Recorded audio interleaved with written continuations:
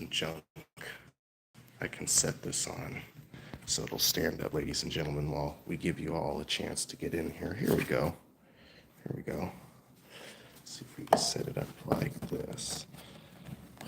Set the camera up. Let's see. Here. No, it's not quite. There we go. Hey, it works. It works. So you give everybody a minute to get in here while I get my notes, get a little more dressed for the camera, if you will. So we're here. I've commandeered the swap room for a few minutes, ladies and gentlemen. Chat messages. Yes, I know about chat messages. Thank you, YouTube. Let's give people a minute to come in here. Got a little area to do a press conference in, if you will. So let me get the trial dates for you here, ladies and gentlemen. If I can find them.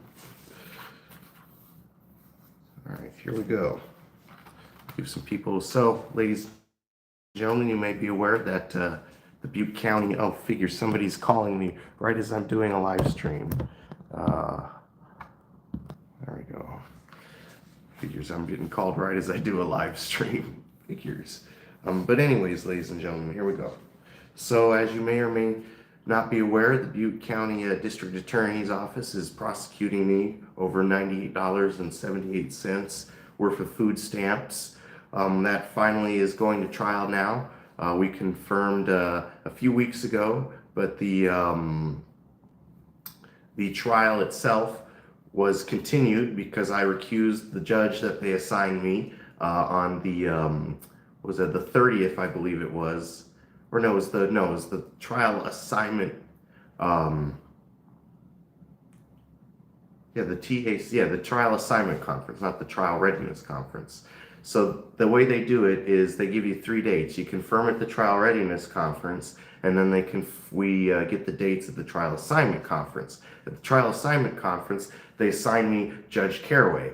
And those who know a little bit about the Butte County Courthouse, with all due respect to your honor, Judge Caraway is the worst judge you could ever possibly get in the Butte County Courthouse. So I exercised my, the cooler is going to make noise. I exercised my rights under 170.6 and recused her because I felt that she was going to be biased against me, which I know she will be. We have some history. And to say, nonetheless, I don't feel I was going to get a fair trial of her. I don't think I'm going to get a fair trial of any of these judges because they all hate me.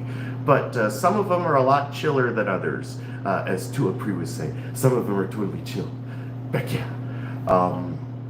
So they then assigned me the second worst judge in the courthouse, Judge Lucena.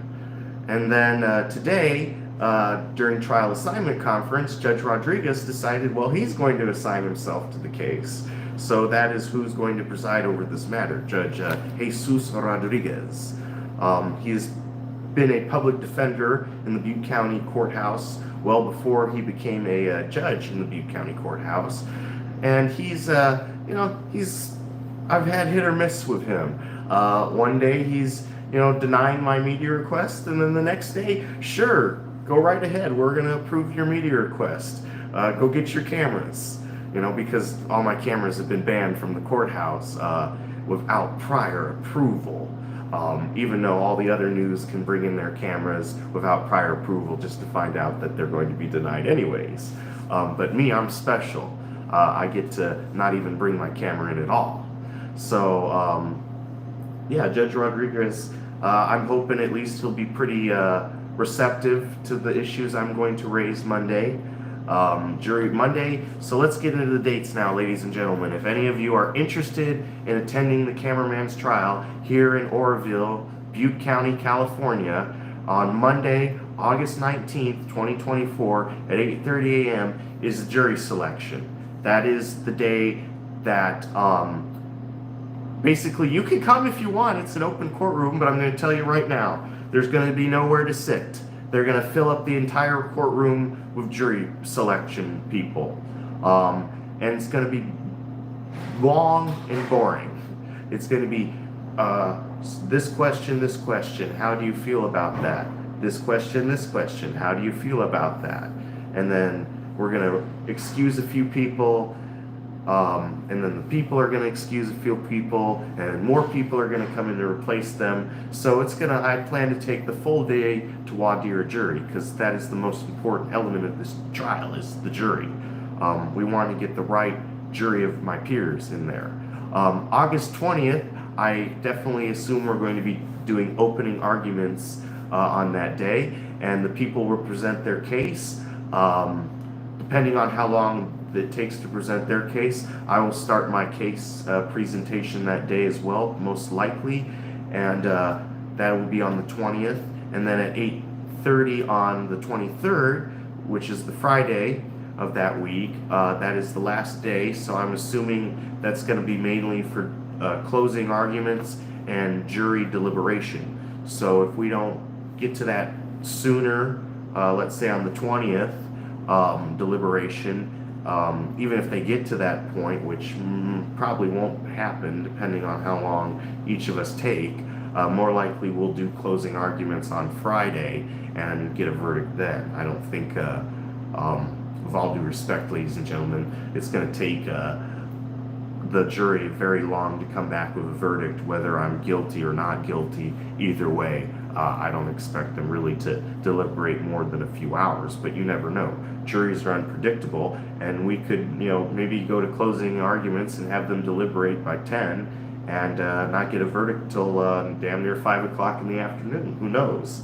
I've seen some, things with juries, and they're sometimes predictable, sometimes not, and a little in between.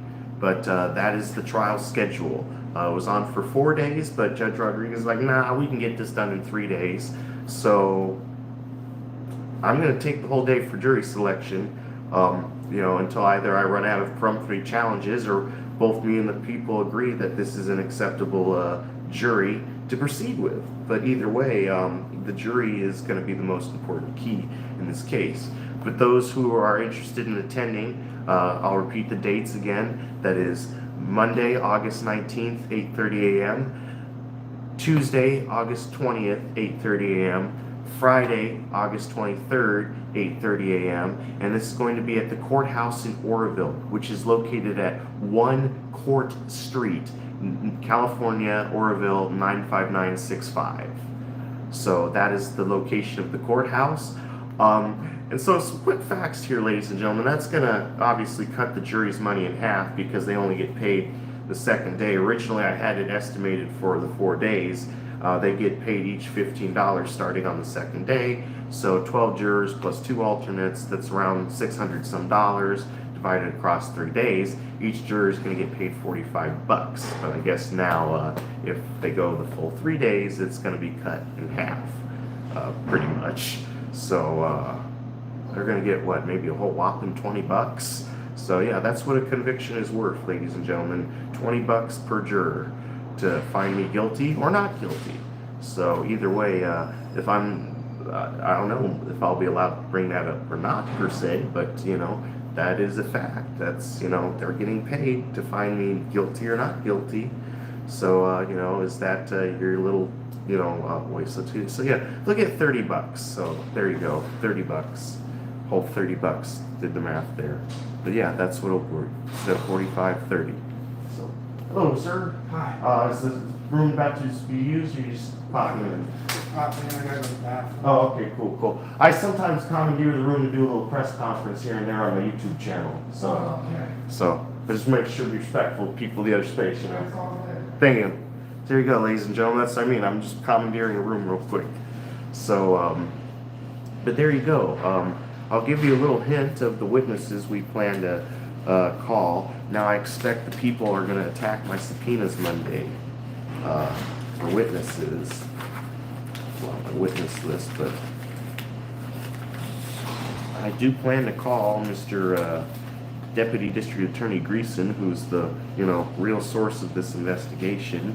Also, Deputy District Attorney Dong Jin Lee, and we have Lieutenant Barkley and Jeff Wells. I don't know how it's pronounced per se, but I know him just mainly as Jeff. There's a lot of Jeffs around here. There's a Jeff who's a public defender. There's a Jeff who's a prosecutor. There's a Jeff who's a DA's investigator. Hell, I'm willing to bet there's a Jeff that works at the sheriff's department. A lot of Jeffs, you know. But quite a few people on here. I've got about 14, 15 witnesses. The people presented me. They still have not presented me a complete witness list. If you want to call a little, they sent me in discovery this like printout of these officers' rap sheets and one store clerk.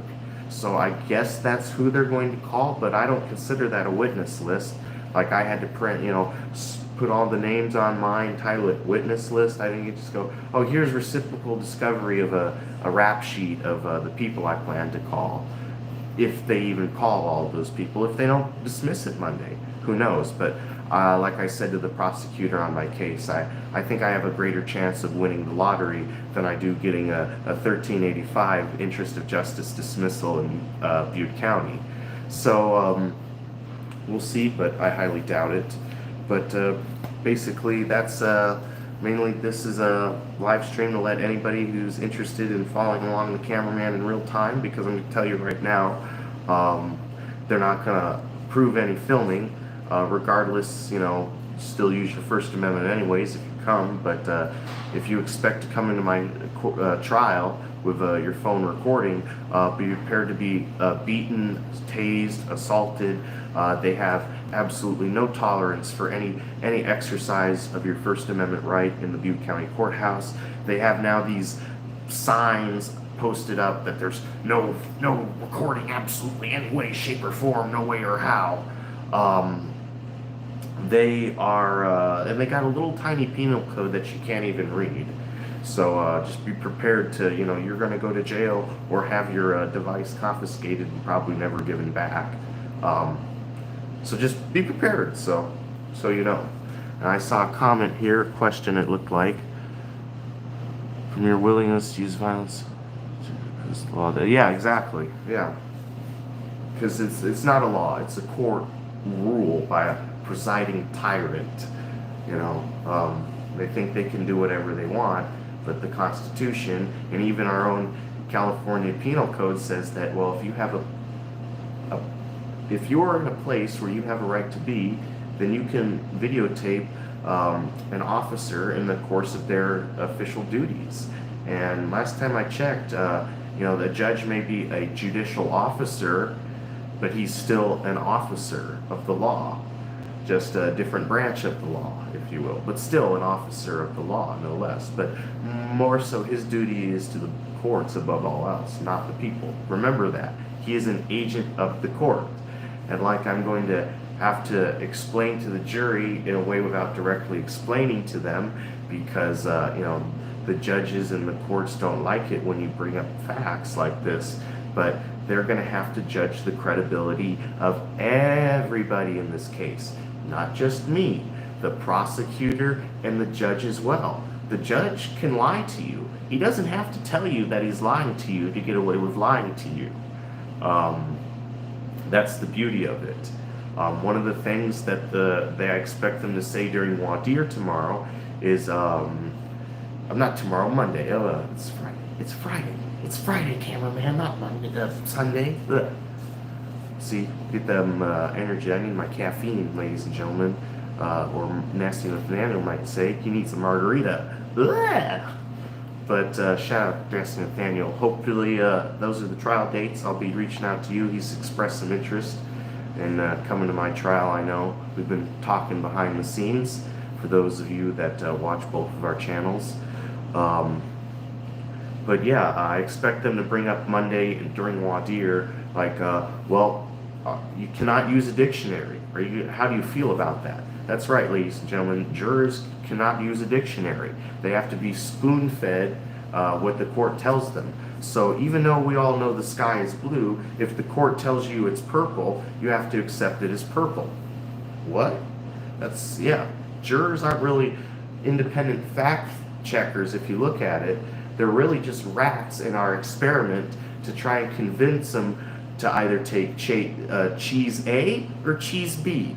Which chunk of cheddar can we convince them is the better one? So, when you really analyze the juries, and like I've been in court and hear them say, well, you cannot use a dictionary, you cannot conduct your own experiments, you have to listen to everything I tell you of the law, you cannot, whatever the attorneys say in closing and opening is not law. It's really just a test, a giant experiment, and we've got to convince 14 test subjects to go with whichever cheese we want to feed them. So I see, do we get another question here? Ah yes, some case law there. But that pretty much covers it, ladies and gentlemen, before I get rambling too long and waste any more time not prepping questions for Wadir and getting statements and things ready to cross-check over witnesses and prepare for them to attack my subpoenas Monday, because they probably think because they're deputy district attorneys and DA's investigators that they're immune to the subpoena duces tecum. But as they said to a good friend of mine in court a few weeks ago, any order of this court is an order to be followed, and any order that's not is contempt. So it's not a one-way street. Just because I'm pro poor doesn't give them, well, subpoena? He's pro per. We don't need to respond to that. No, that's an order of the court. I have subpoena power. And today, Butte County Department of Employment Services was supposed to respond to my subpoena today, or be at the hearing and produce the documents there if they cannot respond within the time period. And so, Your Honor, do we hold them in contempt, or do we give them time to respond? What is the plan here? And we'll address that Monday. So hopefully they'll respond by Monday. But either way, I think that's depriving me a right of due process, wouldn't you say? But anyways, ladies and gentlemen, let me tell you the dates one last time. I'll be making a community post later, but until then, the dates are, again, jury selection begins on Monday, August 19th, 8:30 a.m. with motions in limine. Tuesday, August 20th, 8:30 a.m. That's part of the jury trial, which will most likely be opening arguments then. And then Friday, August 23rd, which will be at 8:30 a.m. for either the jury to come back and deliberate more if we haven't gone to closing arguments by the end of the 20th, or we'll conduct them on the morning of the 23rd, closing arguments, and the jury should deliberate and come back with a verdict by then. But let me see, I think we had one more question. Does the prosecutor have evidence that they have jurisdiction over me in this matter? Well, that's the thing. That's the thing, because I know my enemy, if you will, watches my every move, so I can't say too much about that. But that is definitely one of the issues in this case, is jurisdiction.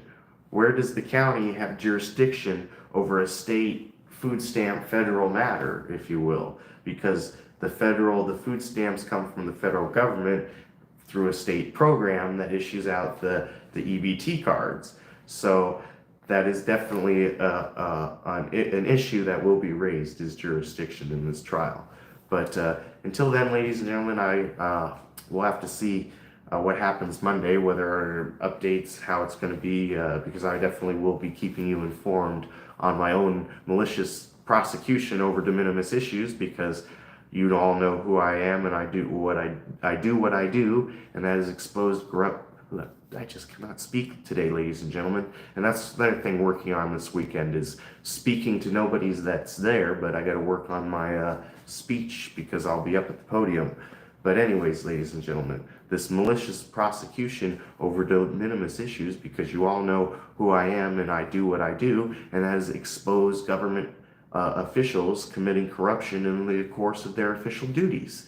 And these people, ladies and gentlemen, are people that do deeds of darkness. And what they fear the most is when the light comes out. And when the light comes out, they begin to run and hide. When the light comes out, Mike Ramsey runs and hides, because he does deeds of darkness under the cover of night.